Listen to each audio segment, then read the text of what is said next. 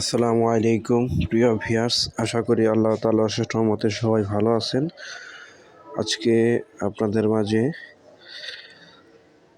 ভুট্টা কিভাবে চাষাবাদ করা হয় এ নিয়ে আপনাদেরকে জানাবো। আসলে ভুট্টা চাষের জমি ও মাটি নিয়ে কথা বলবো। বেলে ও ভারী এঁটেল মাটি ছাড়া সব ধরনের মাটিতে ভুট্টা আবাদ করা যায়।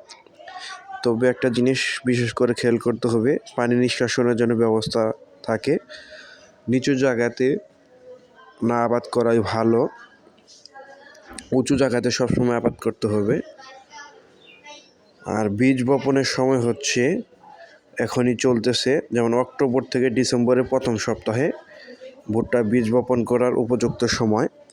জাত ও নির্বাচন ক্ষেত্রে বর্তমান কৃষক পর্যায়ে আবাদকৃত সর্বাধিক উচ্চ ফলনশীল জনপ্রিয় ভুট্টার জাত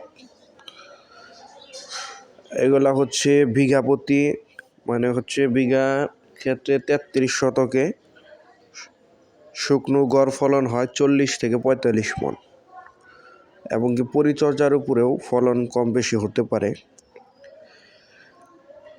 এটা হচ্ছে কিভাবে, তাহলে কত সেক্টরে কতটুকু বীজ বপন করবেন সেটা হচ্ছে বীজ হার পরিমাণ প্রতি হেক্টরে 21 কেজি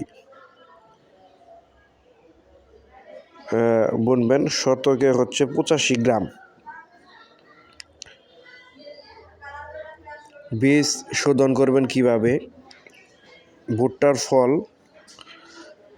পোকা দমনের ক্ষেত্রে 2.50 মিলি হারে সাথে 10 মিলি পানি দিয়ে বীজ মিশিয়ে নেবেন।